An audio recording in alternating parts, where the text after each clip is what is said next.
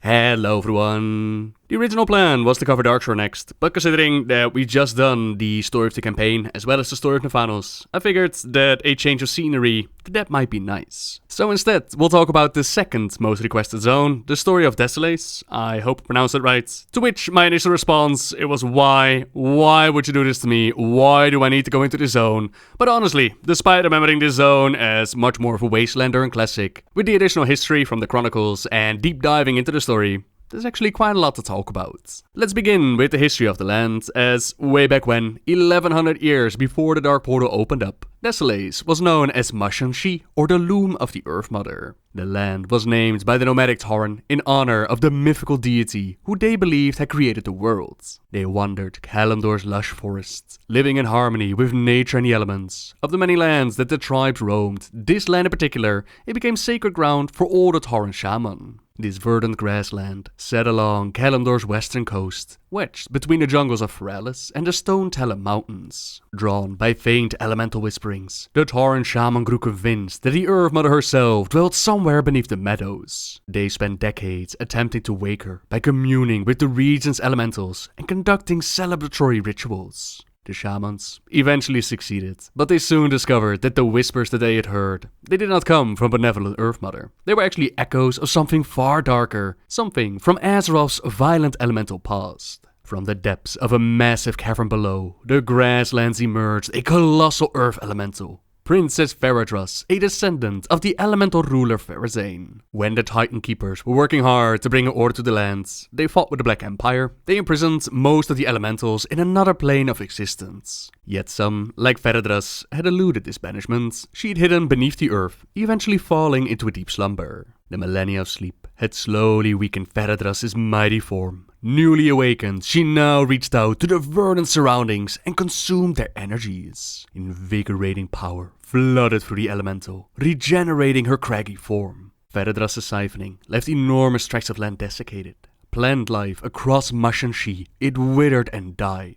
So, very similar to how the Barrens were once a lush forest to get changed by the Sundering, Desolace was the same, only here we see Theradras, who is the one responsible. It was the horrified Tauren, now forced to scavenge for sustenance, that would rename the barren plains into Desolace. The sudden death of such vast, intertwined ecosystems, it sent ripples throughout Azeroth and beyond. Many of the mortal druids and spirits in the Emerald Dream reeled from the staggering loss of life.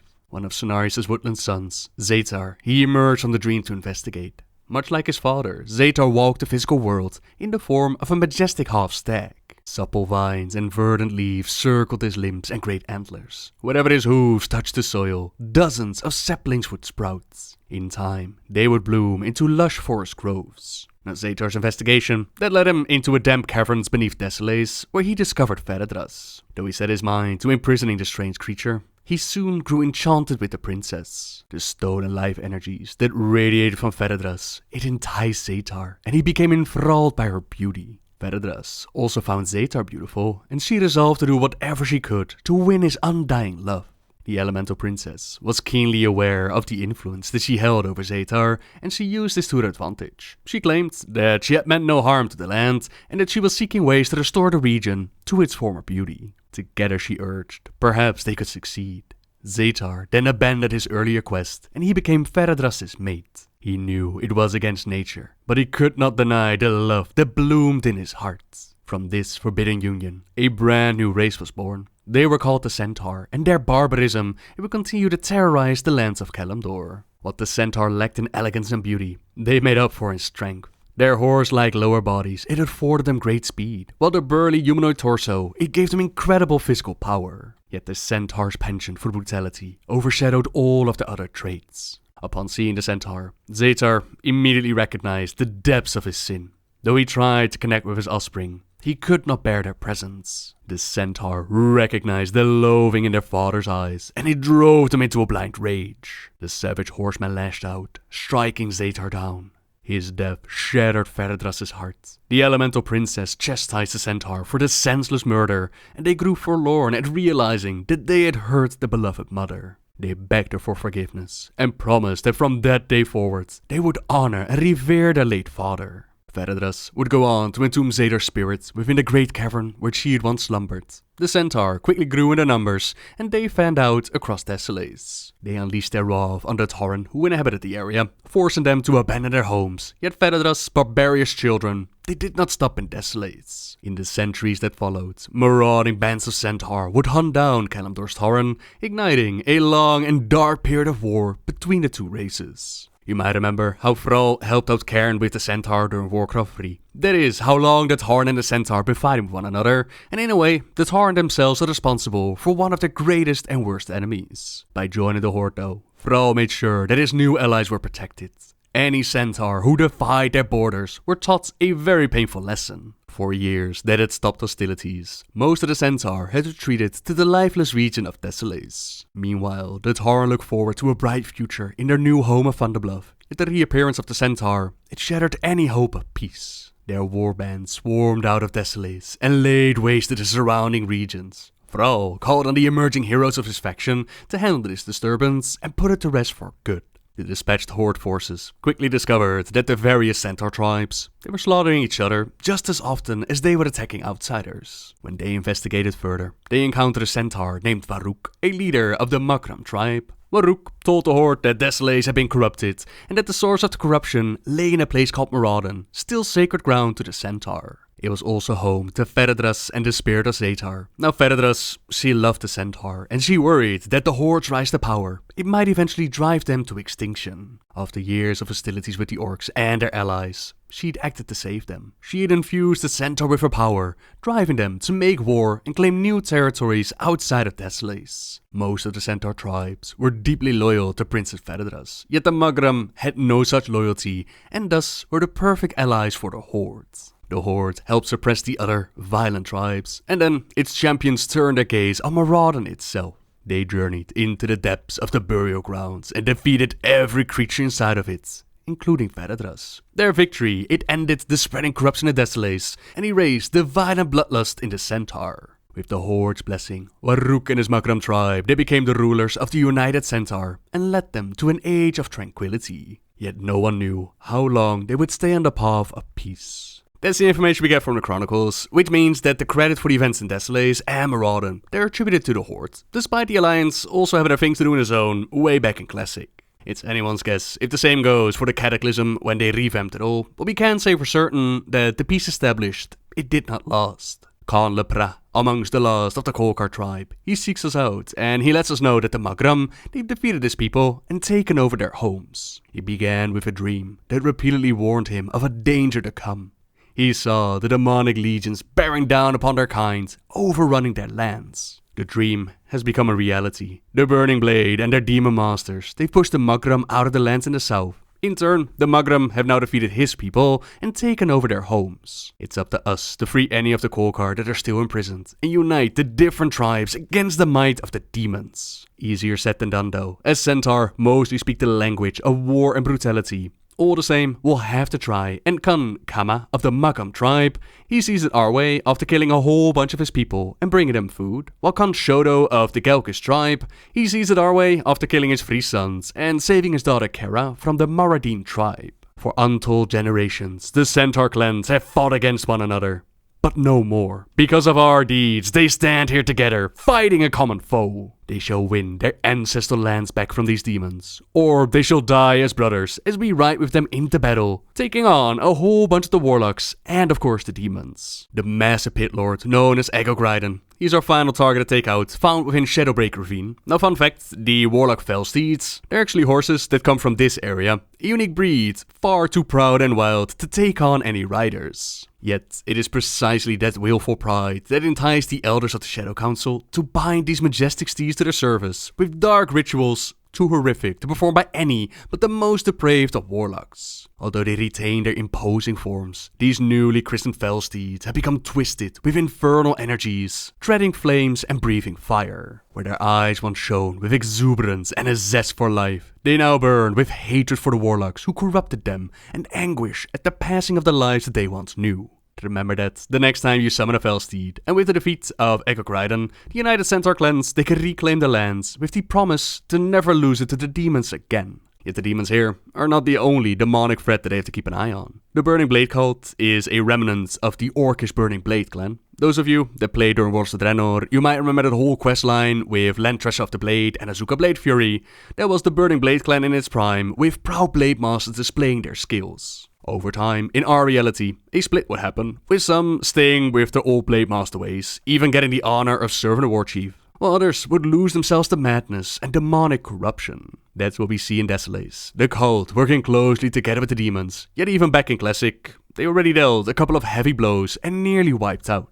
Nearly, as we find out that they're still busy sacrificing our people and summoning very powerful demons. We make sure to put a stop to that by calling forth Doomguard Nasargen prematurely. By doing it ourselves, the ritual is incomplete and the weakened demon can be vanquished. At Manoroth Coven, named after the Pit Lord Manoroth, many portals are active with demons pouring in. We use their own magic against them and seal off their gateways. Even take control of the Doomguard Lord Azratok, striking down his Orc Warlock friend Yakkar Grimrod.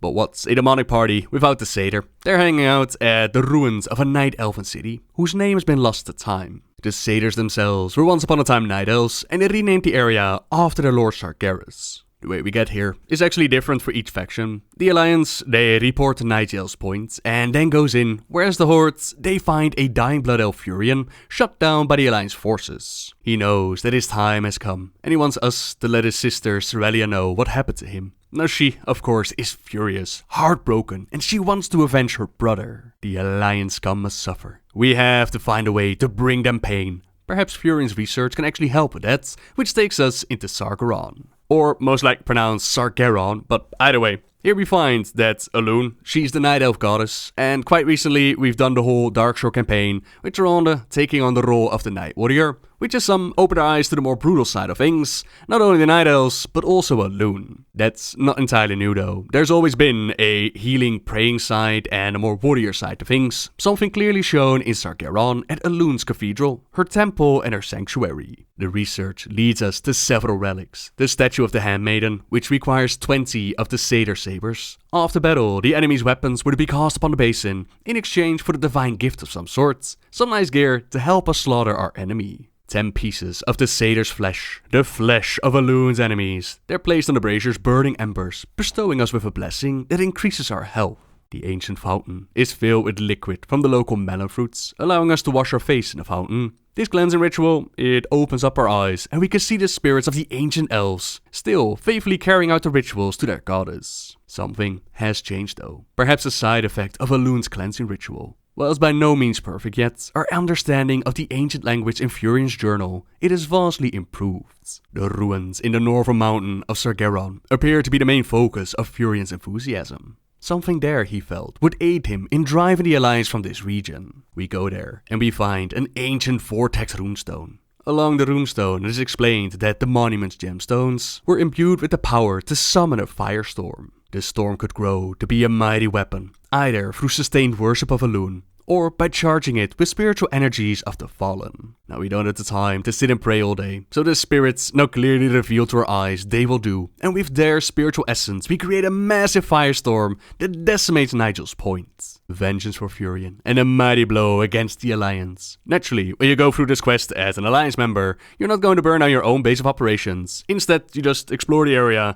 and you check out the statues of Elune. Now what we do have for both sides, that is to be sent out to help the Cenarian Circle in the area. Since the Cataclysm, it has done quite a number on the land, both for good and for bad. The good part, that would be the lush new vegetation sprouting out of the land. But the sudden change in the ecosystem does not sit well with all the wildlife, so some have to be trimmed down, while others need a little hand to flourish. While doing so, we encounter a fair few goblins that are hanging out in the area. They're doing what goblins do best, which is make a profit, be it from ectoplasm from the spirits, poison from the scorpions, feathers from the birds, whatever they need to do, whatever isn't bolted down, we help them out and we earn a pretty penny in return. But a more bad and dangerous situation, that involves the Naga. The crack made by the Cataclysm, it allowed them to move further inland and pose a serious threat with whatever they might be up to. We're asked to go deep undercover, disguise ourselves as Naga, and figure out what they're going to do. This is a little teaser for the major story that plays out back then at max level in the Cataclysm. They played out in Vashir as the Naga. They're looking for information on how to get into the elemental plane of water. Lord Hydronus and the water elementals, they're fighting a bitter war against the Naga. So as the saying goes, the enemy of our enemy is our friend. And together we take care of the threat by slaying Priestess Valish.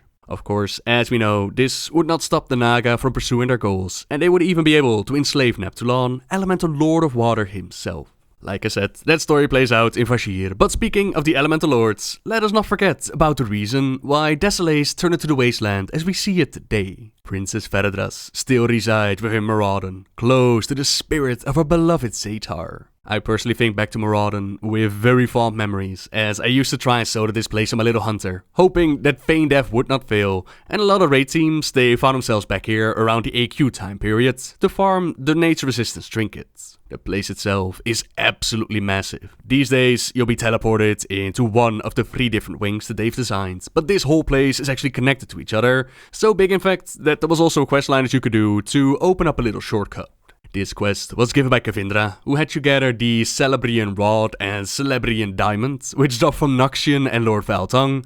These two were then reforged by Celebras the Redeemed, after killing his cursed form of course. And with the Scepter of Celebras, you can actually open up a portal directly to the Ursong Falls, and go either to the end boss or the bosses behind you. But these halls of Maraudon are now normally done in 3 different sections, starting with the Foulspawn Cavern. Here we find Noxian, the one that dropped the trinket that I mentioned. This is a living embodiment of corruption. Theradras had ordered her ally Lord Valtong to create this putrid elemental to be a powerful servant and a loyal pet to ease the princess's loneliness. Noxian spreads its toxic essence into areas of Maraudon that have not yet withered under Theradras' influence. There's also Desolace in this area, made to accompany Noxian. In time, this new creation, it became one of the princess's most cherished servants. It constantly wanders the caves alongside Noxian, using thorny tendrils to shred any untainted plant life that it can find. From there, you can move into the Wicked Grotto, where you first encounter Tinker the Gislok. He and 5 other gem hunters, they snuck into Maraudon to mine its highly prized crystals. Their plan went horribly wrong though, when Seder slaughtered everyone in the party, save for Gislok. The Goblin, trapped within the caves and driven to the brink of madness, he sees himself as the subterranean region's new ruler. There are indeed plenty of Seder in the area, with the leader Lord Valtong. He journeyed into Maraudon's depths after hearing of its corruption.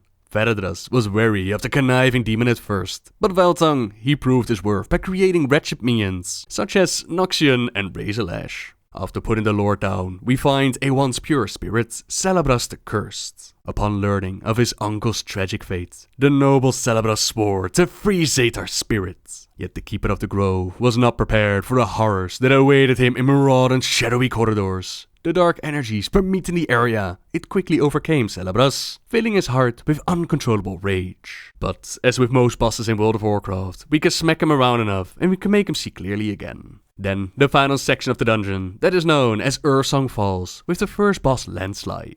For years, the ancient mountain giant cultivated brilliant crystal gardens in Maraudon, but Theradras enthralled Behemoth when she took up residence there. This once stoic giant now lives only to serve his tyrannical new master. And that master, or mistress, is found further ahead, the beauty that is known as Princess Theradras. The dungeon journal actually mentions that she's influenced by the old gods, and therefore transformed her home into a den of corruption and suffering. Some believe that her foul powers are tied to the spirit of her dead lover Zetar. If so, liberating the fallen Keeper of the Grove, it might be the only hope of cleansing Maraudon. The Keeper is of course very thankful to be free at last, free from the horrible choices that he had made in the past. Yet the death of the princess, that would make her meeting with Fedazane in Deepholm just a little bit awkward, considering that we took out her only daughter. But those are worries for later, as there's one more optional boss in this area. Most dungeon groups, they'll see that the dungeon is cleared and don't really bother, but there is actually one more. In the waters down below, there lurks Rotgrip. Rumor has it that he has dwelled in Maraudon's subterranean waters for millennia. The famed dwarven hunter Hemmed Nessingwary once proclaimed that the beast could not be found, and a number of amateur trackers accepted the challenge of seeking out the legendary creature. None of them ever returned. And that's what goes down in the haunted halls of Maraudon. But it's a little bit difficult to pinpoint if our actions actually had an effect, considering that during the elemental unrest, which is the pre-event to the Cataclysm, players were already sent in to take care of the princess. It's a bit hard to say what the future of Desolace is going to look like, but we do have the comic called Bloodsworn, which explains that things have definitely changed. The Centaur are being united to fight the Horde once more, with Thunderbluff being their first target, after which they plan to destroy Orgrimmar. Theradras seems to be no longer in the picture. Instead, they follow the lead of some sort of colossus that is referred to as Father. With the power of Deepholm itself at their side, they plan to take on the Horde, but a small team of Horde heroes, as well as Dortar, a centaur kicked out of their tribe for not being good enough, they take them on and they put a stop to their plans. Dortar officially joins the Horde after these events, which I would actually love to see represented in the game, because I personally had no idea that a centaur joined the Horde before researching the story of Desolace. Just goes to show that even this zone was able to surprise me, and there are a couple of smaller things that I haven't really mentioned, like Rexxar being here of the Ahn'Qiraj quest chain, the small fisher village, and Ahn'Qiraj spending her time here to grieve. But this, overall, is the story of Desolace. Now, by all means, you can let me know which zone you would like me to cover in the future. And as always, thank you very much for watching, everyone. Subscribe if you like my videos, leave a like if you enjoyed this one, and until next time, guys, see ya!